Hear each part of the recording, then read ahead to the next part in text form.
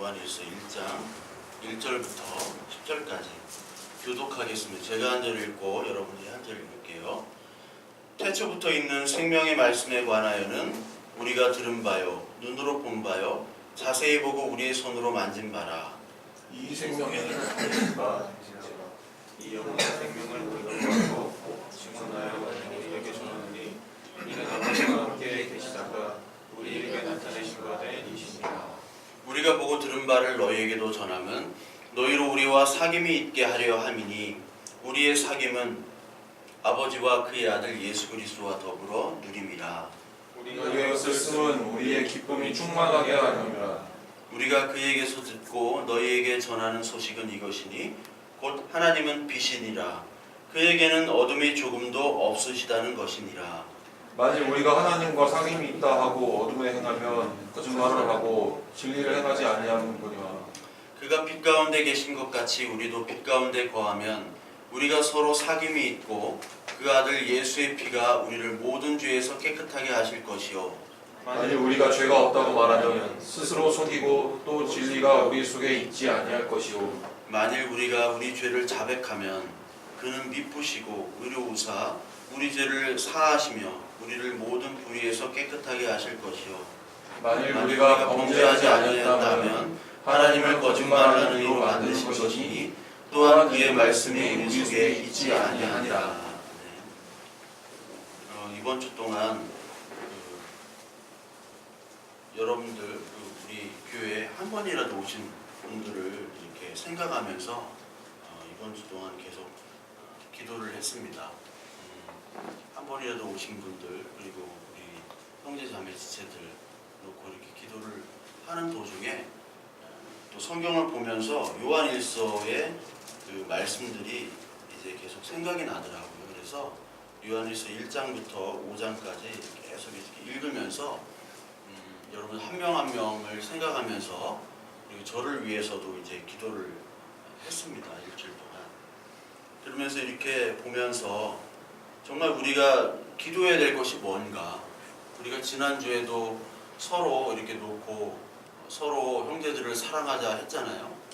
사랑하자 했는데 그 사랑하자 할 때 가장 먼저 해야 될 것이 먼저 그 형제 자매를 놓고 기도를 먼저 해야 될 것이다 라고 우리가 다 얘기했잖아요. 기도.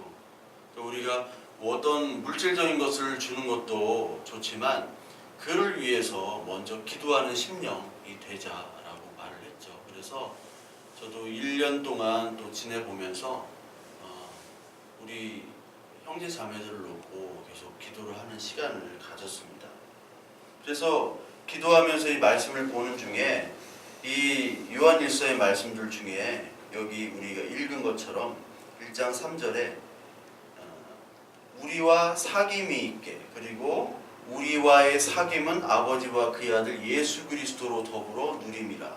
그러니까 우리 형제 자매들과의 사귐은 우리가 주기도문에서도 사도행전에서 나타났듯이 사도행전에는 뭐죠?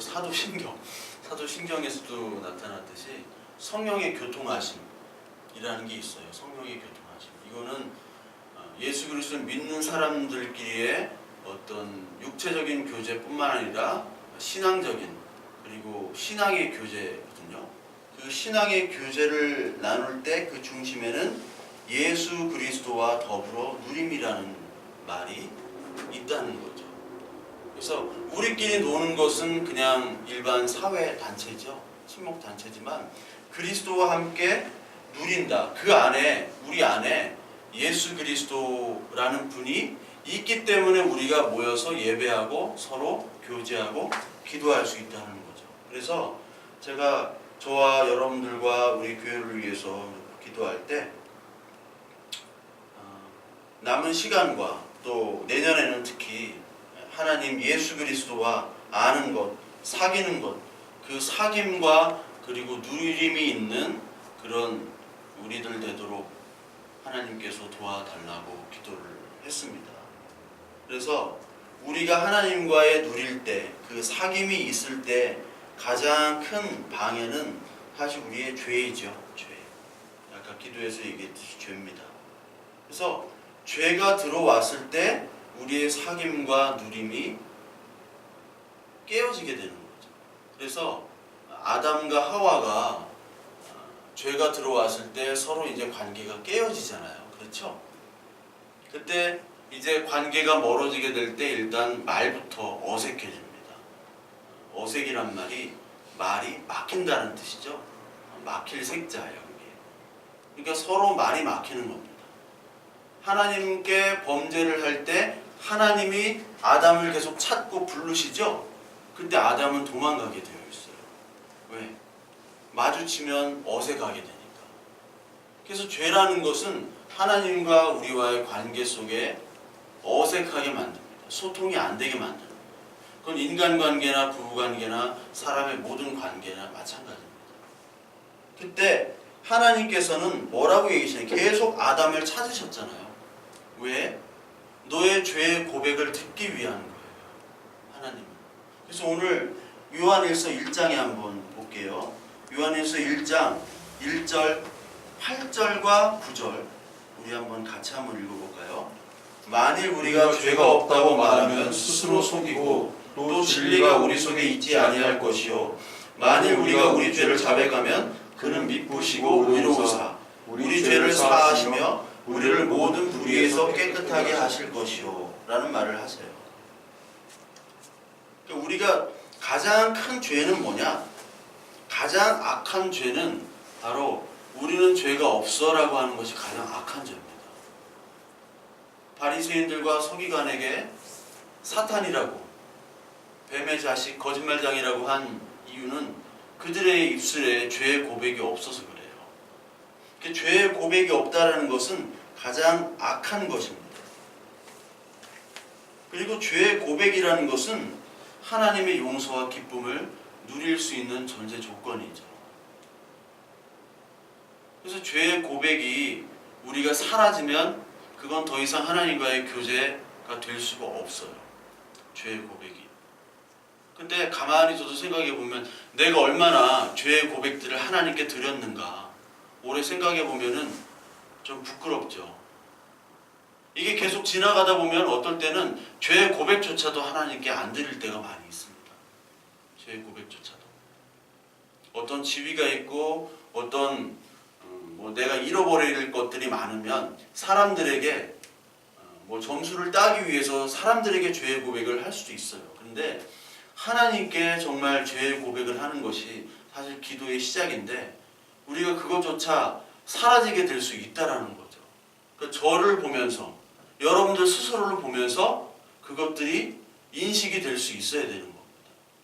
그래서 저도 기도할 때 저와 여러분들에 놓고 기도할 때 하나님 정말 죄의 고백들이 사라지지 않게 죄라는 그런 생각마저 잃어버리는 그런 단계가 되지 않게 그런 모습이 되지 않게 우리가 날마다 하나님 앞에 나와 우리의 죄를 자백하는 그런 영혼이 되게 하여 주시옵소서 라고 기도를 했습니다.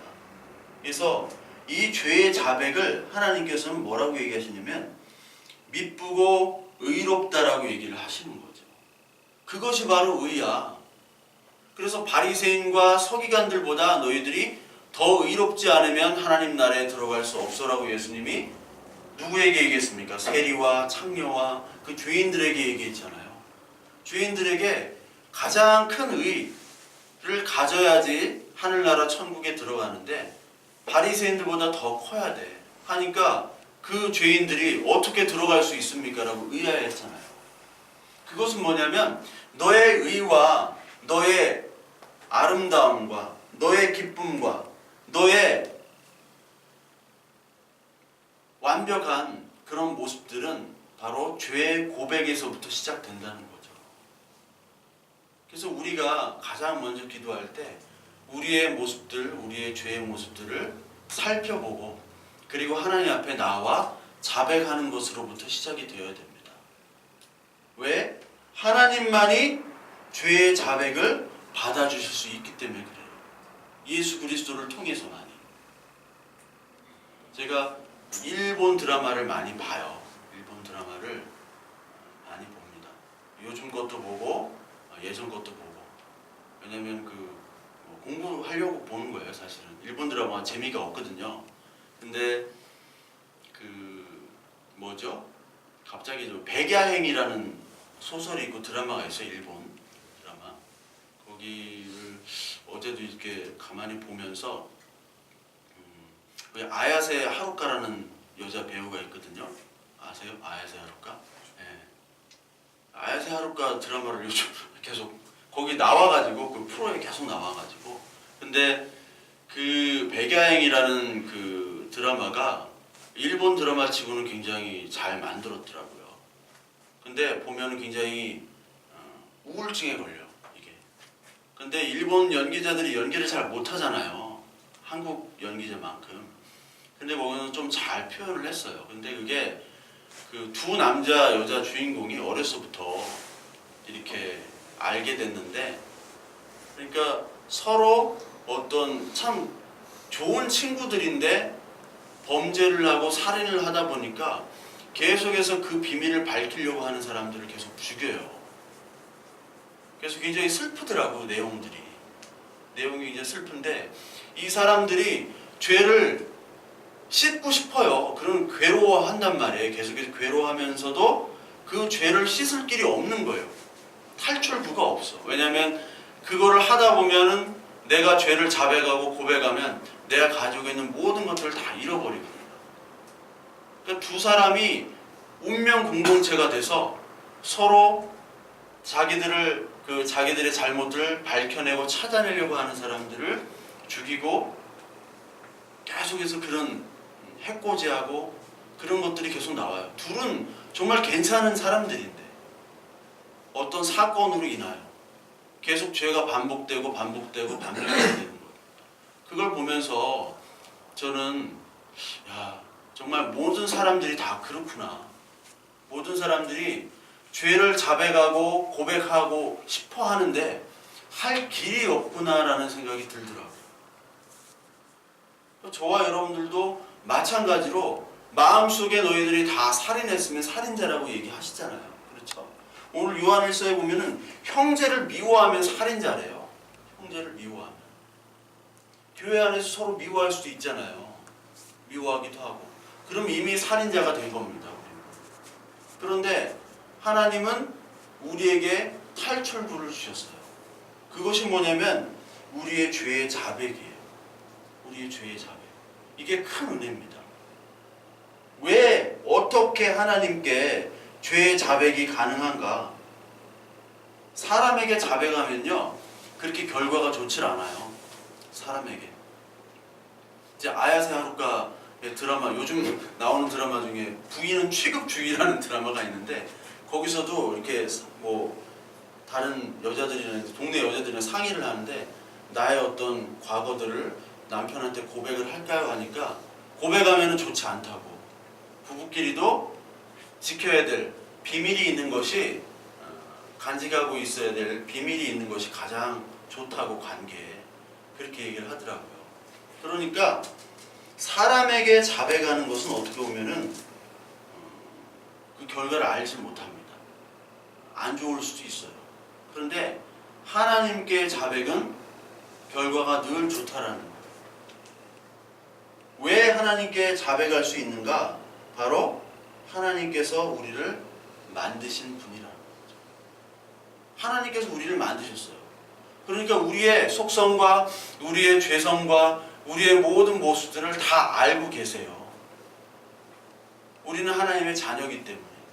그렇기 때문에 모든 것들이 다 용서가 가능한 겁니다. 그리고 왜 용서가 가능하냐? 하나님은 우리를 사랑하시고 사랑 그 자체이기 때문에 그래요. 요한일서 4장 한번 보겠습니다. 요한일서 4장 7절에 같이 한번 읽어볼게요. 사랑하는 자들아 우리가 서로 사랑하자. 사랑은 하나님께 속한 것이니 사랑하는 자마다 하나님으로부터 나서 하나님을 알고. 8절 사랑하지 아니하는 자는 하나님을 알지 못하니 이는 하나님은 사랑이심이니라. 사랑은 바로 하나님이고 하나님은 사랑이에요. 우리 인간의 사랑은 불완전하잖아요. 이 세상에 온전한 것이 없잖아요. 그렇죠? 온전한 것이 없는데 인간의 사랑 자체가 온전하지 않은 거예요. 아무리 아름다운 사랑이라 할지라도 그 사랑에는 자기 자존심이 있어요. 아무리 사랑하더라도 왜 그렇게 이혼들을 합니까? 자기 자존심 때문에 이혼하는 거예요. 자기 자존심을 상하게 만드는 거죠, 상대가. 그럼 이혼하는 거예요. 그런데 하나님은 하나님만이 사랑을 얘기하실 수 있고 하나님만이 사랑을 말씀하실 수 있는 것이 바로 하나님 자체가 사랑이기 때문에 그래요. 사랑. 사랑은 그 유행 가사처럼 아무나 할 수 있는 것이 아니라 진짜 사랑은 예수 그리스도의 사랑을 깨달은 사람만이 사랑을 할 수 있습니다.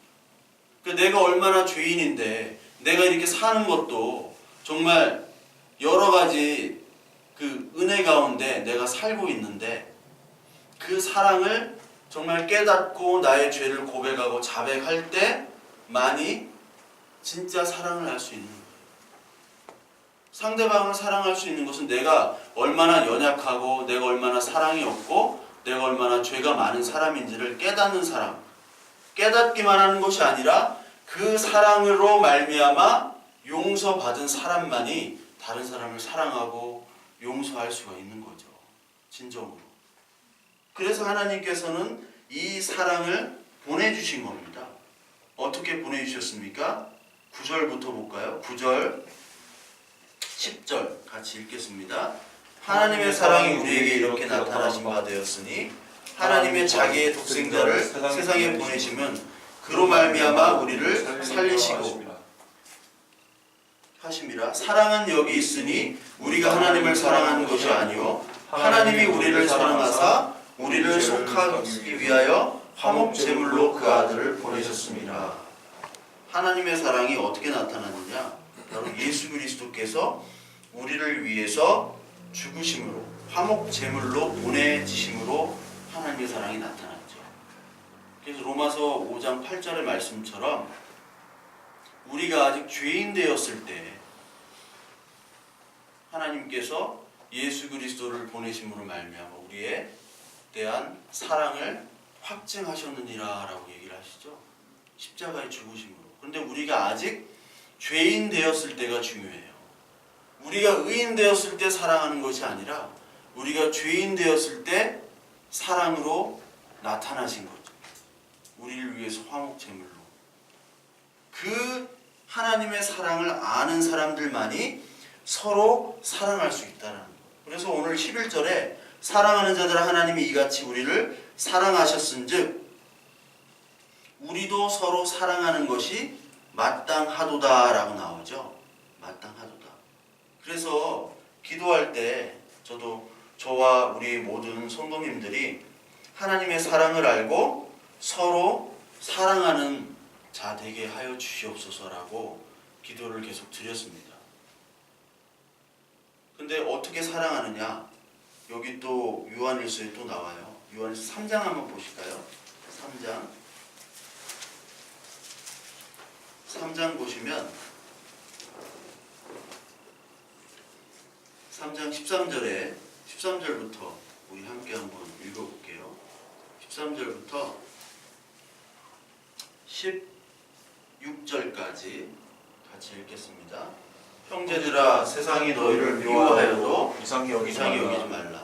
우리는 형제를 사랑함으로 사망에서 옮겨 생명으로 돌아간 줄을 알고니와 사랑하지 아니하는 자는 사망에 머물러 있느니라. 그 형제를 미워하는 자마다 살인하는 자니 살인하는 자마다 영생이 그 속에 거하지 아니하는 것을 너희가 아는 바라. 그가 우리를 위하여 목숨을 버리셨으니 우리가 이로써 사랑을 알고 우리도 형제들을 위하여 목숨을 버리는 것이 마땅하니라. 이렇게 얘기를 하시죠. 그러면서 17절, 18절, 특히 18절에 보면 우리가 말과 혀로만 사랑하지 말고 행함과 진실함으로 하자라고 얘기를 하세요. 행함과 진실함. 누가 이 세상의 재물을 가지고 형제의 궁핍함을 보고도 도와줄 마음을 닫으면 하나님의 사랑이 어찌 그 속에 거하겠느냐. 우리가 하나님의 사랑을 실천하는 것은 하나님의 복음과 또 말로 위로하는 것이 또 실천하는 것이죠. 그 사람을 위해서 기도하는 것. 그런데 동시에 여기 하나님께서 뭐라고 얘기하시냐면 말과 혀고만 아니라 행함과 진실함으로 사랑을 하라라고 얘기를 하세요. 행함과 진실함. 이 동일한 말씀이 바로 야고보서에 또한 있는데 야고보서 2장 한번 우리가 살펴보겠습니다. 야고보서 2장 14절 볼게요. 14절 내 형제들아 만일 사람이 믿음이 있노라 하고 행함이 없으면 무슨 유익이 있으리요 그 믿음이 능히 자기를 구원하겠느냐 만일 형제나 자매가 헐벗고 일용할 양식이 없는데 너희 중에 누구든지 그에게 이르되 평안히 가라 덥게 하라 배부르게 하라 하며 그 몸에 쓸 것을 주지 아니하면 무슨 유익이 있으리요 이와 같이 행함이 없는 믿음은 그 자체가 죽은 것이니라. 그러니까 그 형제 자매가 일용할 양식이 없거나 옷이 없거나 할 때 그 사람, 그 형제 자매를 도와주라는 거죠. 그래서 행함이 없는 믿음은 그 자체가 죽은 거라고 하나님께서 얘기를 하십니다. 행함이 없는 믿음. 그러면서 우리 22절에 보면 야고보서 22절에 보면 내가 보거니와 믿음이 그의 행함과 함께 일하고 행함으로 믿음이 온전하게 되었느니라. 믿음과 행함은 함께 일한대요. 그리고 행함으로 믿음이 온전하게 되었대요. 이 말씀이 좀 뭐 로마서나 이런 데라도 부딪히는 그런 말씀으로 다가올 수 있는데 이 행함이라는 것은 사실 우리가 행할 수 있는 것도 사실 하나님께서 우리에게 믿음을 주셨기 때문에 행하는 것이죠. 우리에게 사랑을 주셨기 때문에 행할 수 있는 겁니다. 왜냐하면 사랑의 주체, 믿음의 주체, 그 근원이 바로 하나님이시기 때문에 그렇죠. 예수 그리스도께서 우리에게 행함을 해주셨어요. 어떻게 행함을 해주셨냐면 우리를 위해서 십자가에 죽으신 것이죠. 그리고 우리의 궁핍함과 우리의 어려울 때 예수 그리스도께서는 그 사람들을 고쳐주시고 먹이셨죠. 그냥 배고프다고 할 때 야 너희 어차피 하늘나라 가니까 그냥 죽어. 죽으면 천국 가잖아. 그렇게 안 하셨어요. 어? 배가 고플 때 먹이셨단 말이에요. 아파하며 그 치료해달라고 왔을 때 그 사람들을 치료해 주셨어요. 죽은 자를 살리셨단 말이에요. 그 행함을 하나님께서는 보여주셨어요. 그런데 그걸로 그친 것이 아니죠.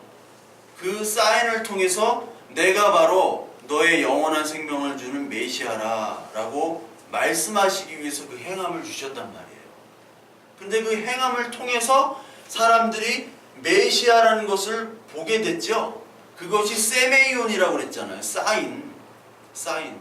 그 사인에만 머무르면 잘못이지만 그 사인을 통해서 하나님께로 가는 거예요. 그 행함. 여러분들이 오늘 이 예배 시간에 와서 이렇게 온 것도 행함이 있는데 하나님께서 오게 해주신 거죠.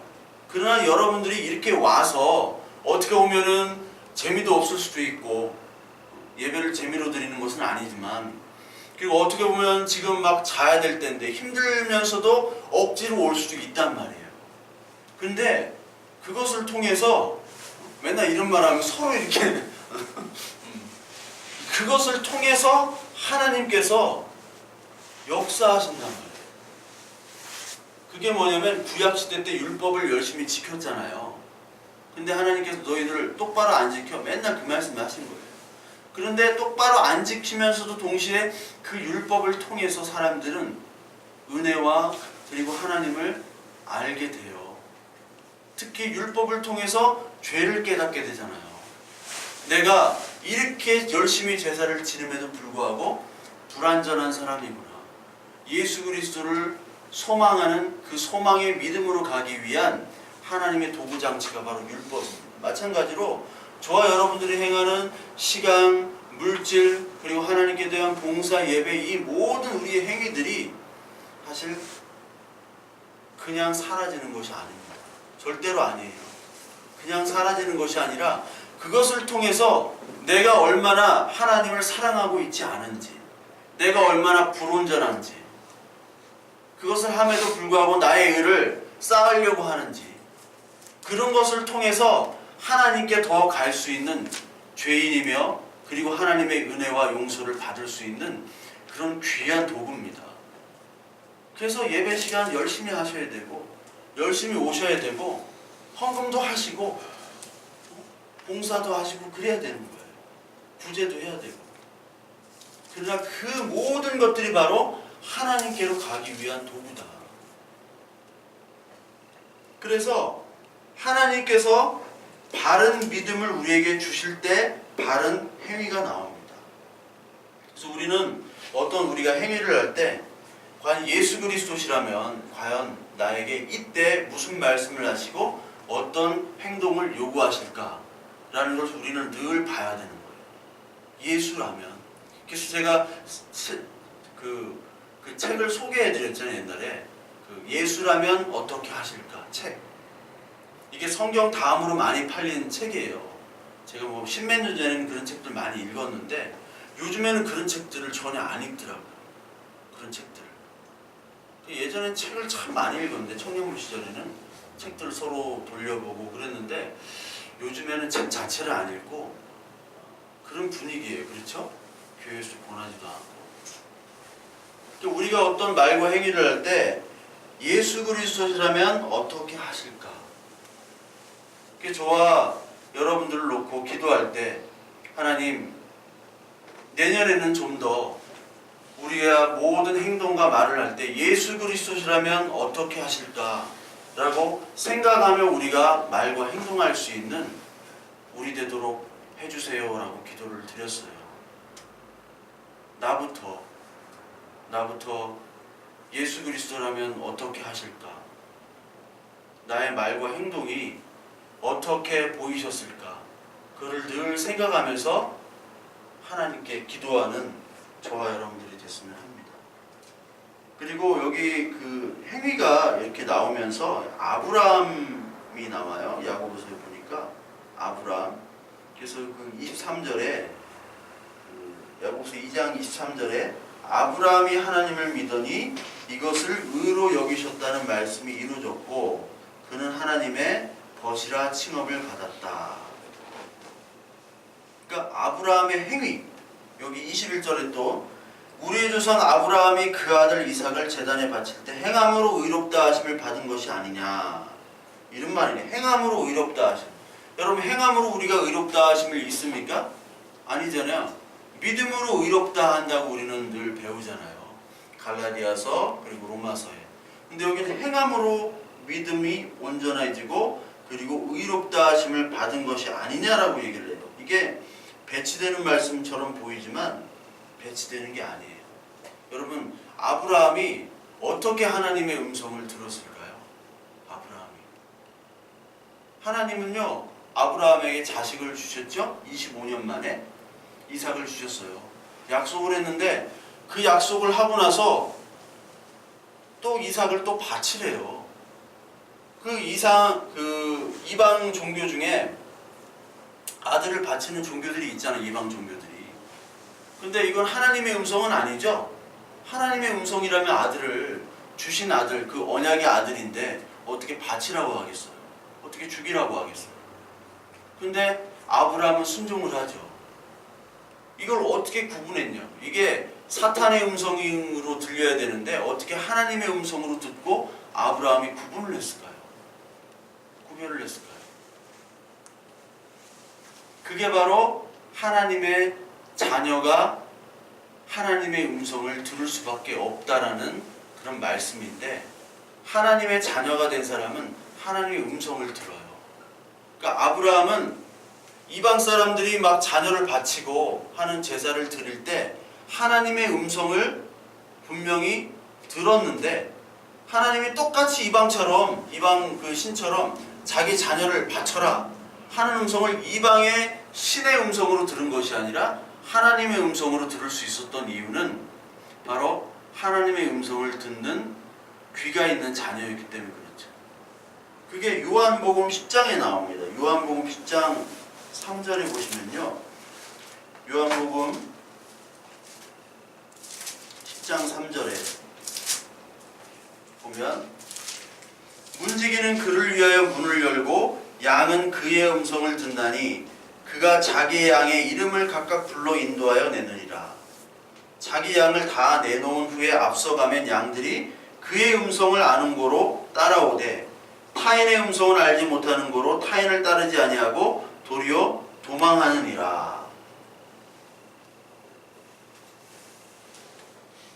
하나님의 자녀, 즉 양의 목자인 바로 예수 그리스도께서 말씀을 하면 그 양들은 그 음성을 듣습니다. 그렇죠? 그러니까 하나님의 백성들은 하나님의 음성을 들을 수 있는 거예요. 아브라함도 아까 처음에 얘기했듯이 하나님과의 교제를 통해서 하나님의 음성을 들었던 거죠. 그러니까 우리의 그런 모습들이 아브라함처럼 하나님의 음성을 듣는데 우리의 말씀과 하나님과의 교제가 아브라함처럼 그렇게 하나님의 음성 그리고 예수 그리스도라면 과연 어떻게 하셨을까? 어떻게 말씀을 하셨을까? 라는 그런 늘 그 음성 듣는 그리고 그 말씀을 늘 묵상하는 우리의 연습과 그런 훈련들이 있을 때 하나님의 음성을 들을 수 있다는 거죠. 이방의 신들과 하나님의 음성을 구분할 수 있는 것이 바로 하나님과의 교제입니다.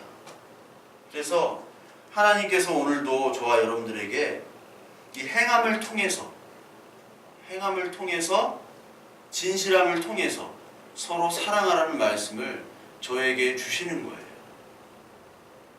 저희가 이제 내년에는 오늘 이 시간 이후에는 하나님 앞에서 서로 사랑하고 그리고 서로 형제 자매들에게 사랑과 진실함으로 행할 수 있는 그런 나 되게 하여 주시옵소서라고 저와 여러분들이 기도하시는 우리 교회 되기를 바랍니다. 그리고 제가 일주일 동안 또 어떤 기도를 했냐면 예수 그리스도가 하나님의 아들 그리스도로 고백하는 우리 되도록 우리 기도를 했어요. 그래서 요한일서 4장에 보시면요. 4장 12절 4장 12절에 13절에 하나님을 본 사람이 없으되 만일 우리가 서로 사랑하면 하나님이 우리 안에 거하시고 그의 사랑이 우리 안에 온전히 이루어지느니라. 그의 성령을 우리에게 주심으로 우리가 그 안에 거하고 그가 우리 안에 거하시는 줄을 아느니라. 우리의 사랑을 통해서 하나님이 우리 안에 계신 줄을 우리가 알도록 성령께서 역사하여 주시면 우리가 하나님을 모시고 예수 그리스도를 우리 안에 모시는 자로 살도록 해달라고 저희가 이제 기도를 했습니다. 그러면서 여기 4절에 예수를 어떻게 보느냐, 그 거짓 선지자가 너무나 많이 나오는데 4장 1절, 2절, 3절에 하나님의 영을 알지니 곧 예수 그리스도께서 육체로 오신 것을 시인하는 영마다 하나님께 속한 것이요 예수를 시인하지 아니하는 영마다 하나님께 속한 것이 아니니 이것이 곧 적그리스도의 영이니라. 그러니까 하나님은 분명히 한 분이시고 예수 그리스도는 한 분이신데 그 한 분의 하나님의 일들을 여러 가지 모습으로 바꿔버리는 게 바로 사탄의 일이거든요. 그래서 우리가 어떤 하나님을 믿느냐, 어떤 예수 그리스도를 믿느냐가 굉장히 중요합니다. 그래서 우리 교회가 저와 여러분들이 정말 참 하나님을 믿게 해주세요 라고 기도를 드렸어요. 여기 요한일서에 나오는 그 배경은 영지주의의 배경이에요. 사실은 영지주의. 그러니까 영지주의자들 중에 한 분파는 육체로 오신 것을 부인하거든요. 예수 그리스도께서. 예수 그리스도께서 육체로 오신 것을 부인하면 어떻게 됩니까? 예수님은 그냥 하나님입니다. 사람은 아니에요. 그러면 하나님인데도 불구하고 이 땅에 오셨는데 인간으로서의 삶을 산 것이 아니라 그냥 하나님으로서 살았기 때문에 예수 그리스도의 십자가의 죽으심은 의미가 희석이 돼버려요. 산 제물로 인간의 모습으로 바쳐져야 되잖아요. 예수님은 대제사장이고 하나님이면서 동시에 온전한 인간이잖아요. 근데 흠이 없어야 되잖아요. 그러니까 인간 제물인 거예요. 인간 제물. 인간 제물인데 흠이 없으려면 하나님이어야 되거든요. 그래서 예수 그리스도는 온전한 인간이자 온전한 하나님이어야 됩니다.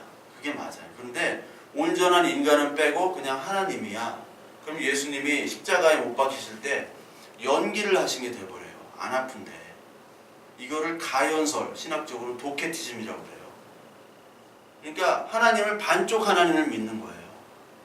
또 어떤 분파는 아니야. 하나님은 신이 아니라 예수님은 신이 아니라 바로 그냥 인간일 뿐이야. 이렇게 얘기하는 것도 똑같죠? 인간일 뿐이면은 인간으로서 어떻게 구원을 할 수가 있어요? 하나님이 구원을 해주셔야 되잖아요. 온전한 제물이 되려면 흠이 없어야 되는데 인간이 흠이 없는 인간이 어디 있어요? 다 죄가 있는 거예요. 그러니까 여러 가지 하나님에 대한 개념들이 이 요한 시대 때도 너무나 많이 퍼져 있어서 넌 어떤 하나님이야? 어떤 신이야? 마치 그리스 로마에 나오는 다신론자들이잖아요. 그리스 로마는. 이 예수 그리스도는 과연 그리스 로마식으로 볼 때 어떤 신이냐? 내가 원하는 신, 네가 원하는 신이 다 다른 것이 아니라 진짜 하나님 예수 그리스도가 어떤 분인가? 저와 여러분들이 이 시간 이후에는 더 하나님에 대해서 그 어떤 하나님인지 확실히 더 알 수 있도록 하나님 은혜 내려주시옵소서.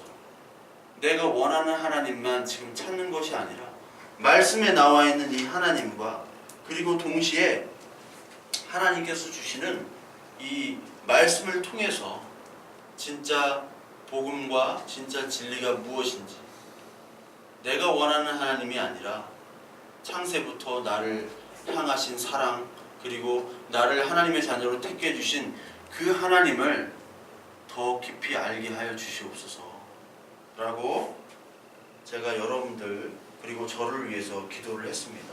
저와 여러분들에게도 이런 동일한 은혜가 있기를 간절히 바랍니다. 그리고 마지막으로 제가 이 요한일서를 보면서 기도한 것이 세상에 대한 사랑이 조금씩 사라지게 해달라고 저와 여러분들 놓고 기도했어요. 우리 성경 말씀 요한일서 한번 볼까요? 요한일서 2장 15절부터 17절까지 한번 같이 읽어볼까요? 요한일서 2장 15절부터 17절 같이 읽어보겠습니다. 2장 15절 17절 이 세상이나 세상에 있는 것들을 사랑하지 말라. 누군지 세상을 사랑하면 아버지의 사랑이 그 안에 있지 아니하니 이는 세상에 있는 모든 것이 육신의 정욕과 안목의 정욕과 이생의 자랑이니 다 아버지께로부터 온 것이 아니요 세상으로부터 온 것이라. 이 세상도 그 정욕도 지나가되 오직 하나님의 뜻을 행하는 자는 영원히 거하느니라. 우리의 사랑의 본질이 뭔지를 우리가 한번 생각해 봐야 됩니다. 우리는 왜 예배드리고 우리는 왜 하나님을 사랑한다 고백하고 왜 우리는 돈을 벌고 왜 우리는 살아가고 있는가?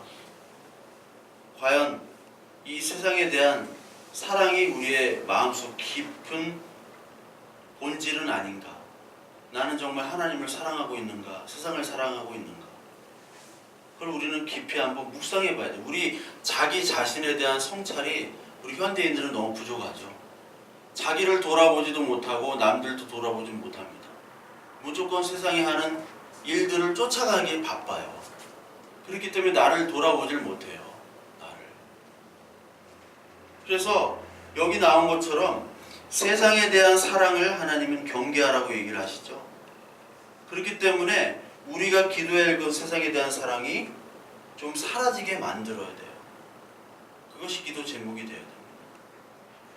내 남편에게, 내 아내에게, 내 자식에게 만족하지 못해요. 내가 하고 있는 일, 내가 하고 있는 지위, 내 모습에 만족하지 못하는 사람들이 너무너무 많아요. 어떻게 보면 우리가 사실 너무 부유하거든요. 대천덕 신부라고 아시죠? 대천덕 신부. 모르세요? 예수원, 강원도 정선 쪽에 예수원을 지은 대천덕 신부가 RA 토리 3세인데 손자인데 RA 토리가 RA 토레이라고도 하는데 그 토리가 그 D.L. 무디와 함께 했던 굉장히 유명한 목사님이에요.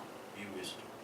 그분의 손자가 한국에 와가지고 평생 그 성공의 신부로 살고 강원도에다 예수원을 짓고 그래서 공동체 생활을 하시다가 이제 2002년도에 돌아가셨는데 돌아가시기 전에 한 말이 있어요. 한국 교회와 목회자들에게 당신들 그리고 교회가 너무 부자다. 너무너무 부유하다. 좀 가난해져라. 조금만 좀 덜 먹고 조금만 좀 덜 가져라. 사실 외국은요 목회자들을 되려고 하질 않아요. 목사를. 한국에서도 저도 이제 신학 공부할 때 외국에서 온 분들이 있어요. 외국에서 온 분들이 야 너 가서 뭐 할 거야. 근데 목사는 하고 싶은데 하고 싶으면서도 하기가 힘들대요. 왜? 그러니까 먹고 살 길이 없다는. 한국처럼 이렇게 성도님들이 이렇게 헌금하고 그러질 않습니다. 외국은. 그래서 잡이 있어야 돼요. 근데 그 친구들이 또 이슬람 국가예요. 파키스탄에서 오고 막 방글라데시에서 오고 우리 반에도 있었거든요. 우즈벡에서도 오고. 근데 그 친구는 너무 힘들어하는 거예요. 가면 사람들한테 이제 비난받고 찍히고 죽일지도 모르고 죽임당할지도 모르는데 또 생계도 곤란해요. 그러니까 얼마나 힘들겠어요.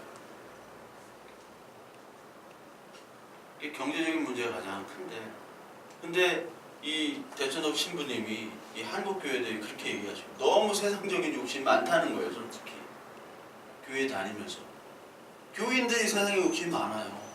교인들이 많이 보죠. 그것들 너무 욕심이 많아요. 기도하는 거 보면 다 욕심 기도밖에 없는 것 같아요. 여기 나오는 것처럼 육신의 정욕, 안목의 이생의 자랑 너무 많이 갔는데도 가졌는데도 불구하고 욕심이 많은 왜 그럴까? 왜 그렇게 됐을까? 저도 생각을 해요. 내가 욕심이 많은 건 아닌지. 바울은 뭐라고 했냐면 빌립보서 4장 11절부터 13절에 바울이 이런 말을 했어요. 여러분들도 너무 잘 아시는 말씀이지만 내가 궁핍함으로 말하는 것이 아니니라 어떠한 형편에든지 나는 자족하기를 배웠노니 나는 비천에 처할 줄도 알고 풍부에 처할 줄도 알아. 모든 일 곧 배부름과 배고픔과 풍부와 궁핍에도 처할 줄 아는 일체의 비결을 배웠노라. 내게 능력 주시는 자 안에서 내가 모든 것을 할 수 있느니라. 이게 11절부터 13절까지 같이 읽어야 되는데 우리 애들은 다 13절만 떼어서 읽죠. 내가 능력 주시는 자 안에 내가 모든 것을 할 수 있느니라. UFC 라이트 헤비급 챔피언 존 존스라고 걔가 이제 빤스에다가 이거 빌립보서 4장 13절 이렇게 붙이고 나오거든. 모든 것을 할 수 있느니라. 근데 이제 약물로 3번이나 걸려가지고 그렇게 약을 먹고 나와가지고 맨날 이기잖아. 무적이잖아요. 무적. 존 존스가. 저도 질 것 같아요. 존 존스한테는. 네? 내게 능력 주시는 모든 것을 할 수 있느니라. 근데 이게 뭐냐면 내게 능력 주시는 자는 예수 그리스도 아니잖아요. 예수 그리스도 안에서는 내가 모든 것은 뭐냐면 내가 복음을 전하는 데는 비천하거나 궁핍하거나 문제가 되지 않는다는 얘기예요. 그 얘기를 우리는 이생의 자랑, 육신의 정욕이 너무 강해서 이걸 딱 떼어가지고 기도할 때 이거 붙잡고 기도하는 거예요. 나만 승리. 다른 사람은 죽어도 나는 무조건 승리하고 무조건 산다. 왜? 하나님이 지켜주시니까. 이게 탐욕이 되어버렸어요. 그 바울은 옛날에 잘 살았죠. 근데 지금은 좀 궁핍하잖아요. 전도를 하러 다니니까. 집안에서도 이제 파면당하고 유대교에서도 파면당하고 비천의 처함과 궁핍의 처함이 배부르든지 배고프든지 아무 문제가 되지 않는다는 거예요. 여러분, 저와 여러분들은 그 단계까지 사실 가야 돼요. 저와 여러분들 생각해보면, 우리 교인들 생각해보면, 우리 교인들 대부분 직업이 없잖아요. 직업이 없죠? 직업이 없는 분들이 많잖아요. 헌금 내기도 힘들어요. 근데 어떤 친구들은 이제 뭐 직업 있는 친구들도 있고, 그런데 그것과 상관없이 우리가 돌아보면 사실 굉장히 부유합니다. 저도 보면 되게 부자예요. 제가 지난주 얘기했잖아요. 제가 같이 신앙생활 하던 그 자매가 있었는데, 걔가 의대 다니고 옛날에 담임 목사님이랑 같은 차 타고 다녔다고 그랬잖아요. 대학생이. 그런데 걔가 지금은 너무 가난해가지고 의대도 졸업도 못하고 너무 가난해가지고, 근데 나보고 오빠는 아파트 살잖아. 그럼 부자야. 자기 전재산 1,000만 원이야. 나 대학 때보다 더 돈이 없어. 근데 가만히 보면 내가 너무 부자더라. 근데 그 부유함을 너무 잊고 살아가요. 저와 여러분들이. 인터넷 댓글 보면요, 그 200만 원만 벌었으면 좋겠다. 계속 고정적으로 그런 얘기들을 많이 해요. 근데 뭐 10억, 20억 이렇게 막 1년에 버는 사람들하고 비교하니까 내가 너무너무 가난한 거예요. 근데 그럴 필요가 없거든요. 예수 그리스도를 믿는 사람들이 그럴 필요가 없는데, 저도 제 주위에 200만 원 이상 버는 사람이 없어요. 우리 가족들, 친지들 보면 이러면 진짜예요. 그래서 옛날에는 뭐 왜 그런가 그랬는데, 지금은 감사한 게 우리 형제 중에 좀 잘 사는 사람이 있으면 내가 미워할 수도 있고 시기할 수도 있을 거 아니에요. 그 형제들이 저한테 헌금이라고 뭐 몇만 원 줘요. 가끔씩 10,000원 주기도 하고 20,000원 주기도 하고, 우리 누나가 좀 주기도 하고, 금일봉이야 헌금이야 해서 주는데 10만 원 이상 받아본 적이 없어요. 근데 그게 그렇게 감사하더라고요. 10,000원, 20,000원 주는 게. 또 수고한다고. 근데 잘 살면 잘 사는 사람이 10만 원 줘봐요. 내가 형제끼리도 욕하고. 그럼 바로 살인자가 되는 거 아니에요. 미워하는 자. 그래서 요즘에 너무 감사하더라고요. 여러분들이 다 취직되고 좋은 일자리에 많은 돈을 벌고 하면은 저도 인간적으로 굉장히 좋겠죠. 그러나 하나님께서 정말 원하시는 것이 뭐냐? 바로 하나님 안에서 궁핍하거나 부하거나 상관없이 하나님 안에서 감사하고 그 풍요함을 누릴 줄 아는 저와 여러분들이 되는 것이 가장 중요하지 않겠습니까? 그것이 가장 감사하고 기쁜 거예요. 기쁨이 물질에 있지 않잖아요. 그래도 한번 100억 정도 한번 만져보고 망해야지 이런 말도 하죠. 뭐 이렇게 하는 사람도 있어요.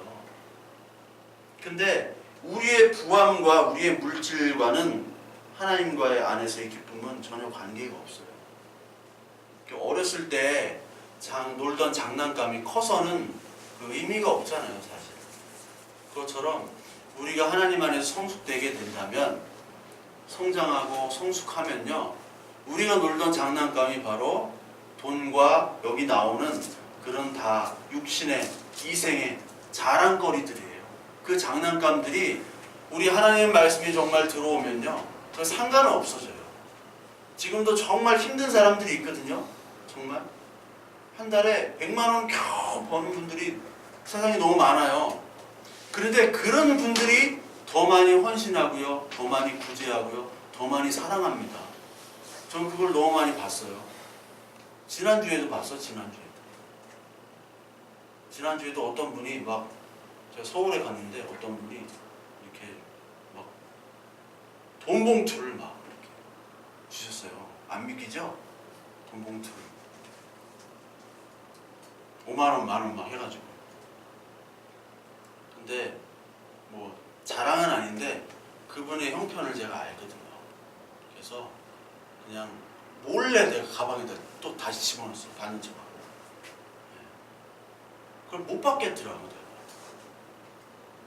그거 받으면 진짜 하나님이 벌하실 것 같더라고. 그분 사는 형편이 알아요, 내가. 얼마나 힘든지. 원래 서울에 힘든 분들이 많거든. 근데 또 막 안 받았다고 또 막 이렇게 막 물처럼 막 씹어대고 막 안 받았다고. 근데 받을 수가 없어 그거. 근데 양심상으로 내가 뭐 목사라 그런 게 아니라 그냥 다른 사람은 다 그랬을 거예요. 받을 수가 없어요. 그 분이 형편을 아는데. 그 마음 받으면 된 거잖아요. 그분은 헌금으로 드린 거 하나님께 드린 거지만 그러면 된 거예요. 그러니까 있는 놈들은 좀 내고 있는 사람들은 내야 돼요. 왜냐면 이게 헌금이라는 건 여러분 다 아시겠지만 나를 버리는 거예요. 그렇죠? 그리고 하나님께 드리는 겁니다. 그래서 내년에는 저와 여러분들도 헌금에 좀 업그레이드를 해야 돼요. 반드시. 왜냐면 그 헌금을 통해서 하나님을 더 알아가는 거예요.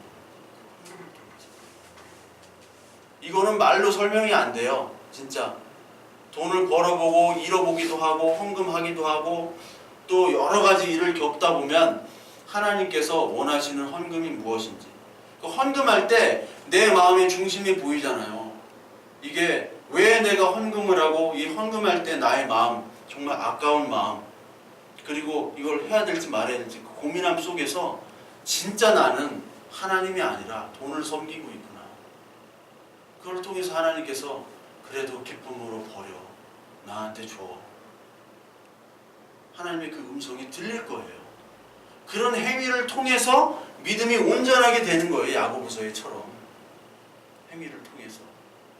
저와 여러분들 내년에 좀 더 하나님에 대한 사랑이 깊어지고 세상에 대한 사랑이 조금 더 사라져가는 그런 한 해였으면 좋겠습니다.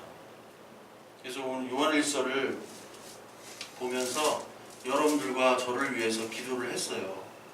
첫 번째로 하나님과 사귐과 누림이 있게 해주시고 또 예수 그리스도가 어떤 분인지를 깨닫게 해주시고 그리고 서로 행함과 진실함으로 서로 사랑하게 해주시고 그 세상에 대한 욕심들을 하나님 점점 놓게 하나님께서 도와주세요 라고 기도를 드렸습니다. 저와 여러분들도 한번 요한일서 한번 읽어보시고 이 요한일서를 통해서 하나님께서 주시는 이 말씀들을 가지고 붙잡고 정말 기도하는 그리고 우리 서로 사랑하는 그런 우리 교회 됐으면 합니다. 우리 하나님의 사랑을 함께 한번 찬양할까요? 하나님의 사랑을